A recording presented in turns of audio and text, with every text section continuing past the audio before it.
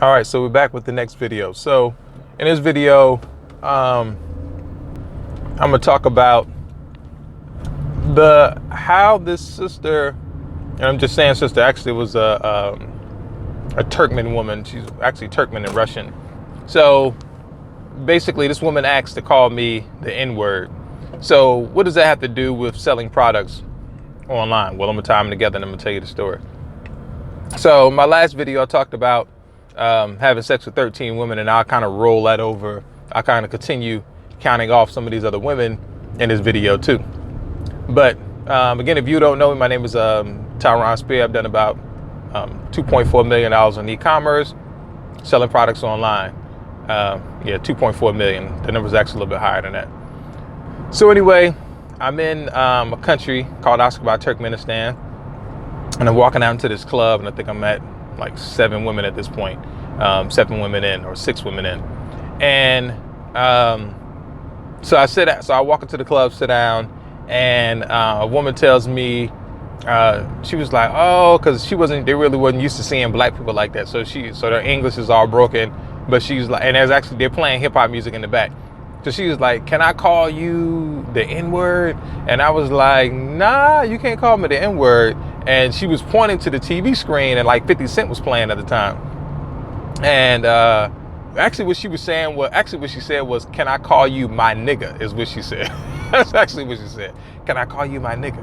And I was like, nah, you can't call me that. So she was like, oh, okay, I'm sorry. So how does this tie into selling products online? Influence is key. Here it is. I'm being accepted, and I'm having sexual exploits, thrown at me, all because of what my appearance looks like. And if you've ever met brothers and sisters that have lived overseas, they'll tell you that how they're treated overseas is entirely different.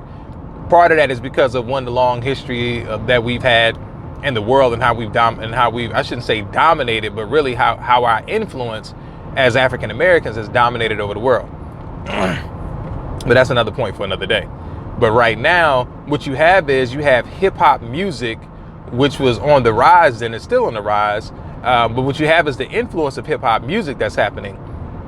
If you can tie your product to an influencer or to influences that are happening inside the market, you can really begin to ride the wave. And that's part of how, I'm not even gonna get into that, I'm about to go down a rabbit hole. But anyway, that will cause you to be able to sell your products effortlessly, because you're already on the wave, whatever that particular wave is, or wherever that pocket of influence is at. It doesn't have to be something that's known about nationally, but whatever your little world is that you've created, if it's big in that world, then that's pretty much all that it takes, and all you really need.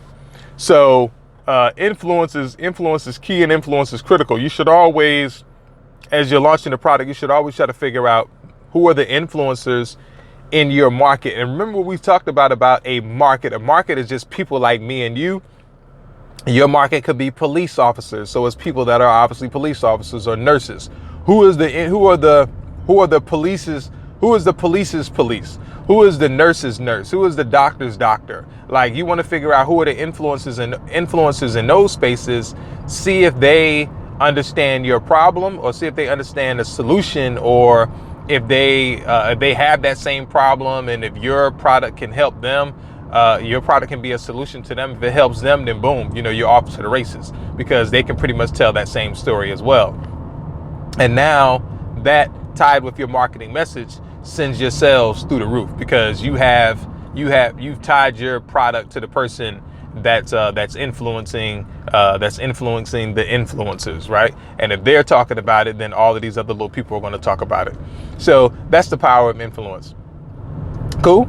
So, man, I got through that pretty quick. It was only 4 minutes. All right, cool. So that's the power of influence, and that's how you can use it on your market. So as you can see, hiring influencers, whether you are using certain apps to find these influencers and stuff like that, you really want to look a little bit deeper and look. These people may not have 100,000 followers or 1 million followers or whatever. They may just have enough. They may just have 10,000 or whatever. They may I still wouldn't even consider them to be a micro influencer, because when people find out that this person has used this product and that has helped them, then they're just going to jump on it because they already have so much built up respect and adoration for this particular person. So find your ways to tie your product to an influencer.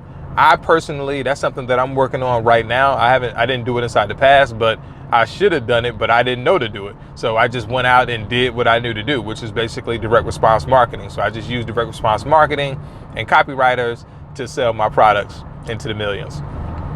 But now, as I circle back around, I'm actually going to go ahead and tie my product to some influencers. But I've already started selling directly to the consumer without an influencer. So an influencer would just be another added bonus.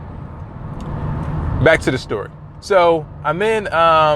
So I think I left off saying that I was at 7 women at this point. So then I wind up meeting this woman who wanted to call me the N-word. So I wind up blowing out her and her friend, which led to me going out that night, and one of the women in the harem that I told you that I had also wanting to come over. So after these women had left, then I brought over. I would typically already have sex with like 4 women in a day anyway. So it's just what it was. So at this point in time, so she wound up coming over. So that puts me at what is that? It puts me at 8 right there. So 8, 9, 10, 11, 12, 13. So 5. So these other 5 women. I don't really know where the other 5 women even come from. I think they came from the women that I knew, because again, this is a whole 24-hour period, and I worked 8 of those hours, so I know I didn't squeeze in anybody there. And I started off with those first 4, but those other 5 women got stuck in there somewhere. I believe actually when I came back home from running PT, that morning when we came back home, I think I wind up knocking somebody down that morning, and probably for lunch too. So I think so that's 2, which still leaves me 3 other women. And where those other 3 women came from, I don't know. But at the end of the day, somehow those women got stuck up in there. Actually, we had some people over to the house. That I didn't even know was at the house. So I'm in my room. Sorry, ladies. So I'm in my room knocking. I'm trying to find the right words. So I'm in my room, I'm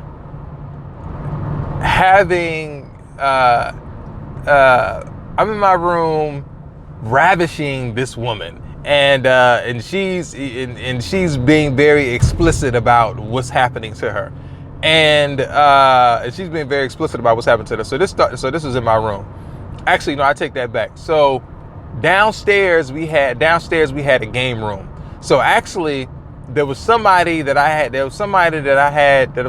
was with downstairs first. That's what happened. So somebody I was with downstairs first. So I send this woman on. So I knocked this woman out downstairs on the pool table. The pool table, we actually wound up having to get one of the legs fixed on the pool table. So I wound up messing up like three of the items that we had inside the house. The pool table, the main dining table. We had a dining table that set 12. Oh boy. We had a dining table that set 12 people. So I wound up messing that up too. And it was also like our classroom as well. So anyway, wound up messing that up too. So fast forward so I'm downstairs, the pool table, finished knocking that woman out, sent her about her way.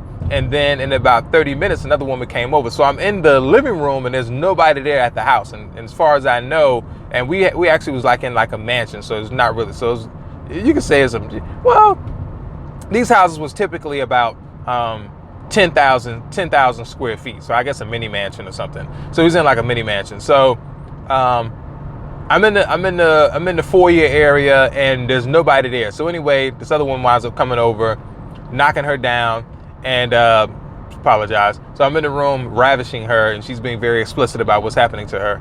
And I'm at my 2-minute mark. I'm at my 10-minute mark. All right, y'all. Peace.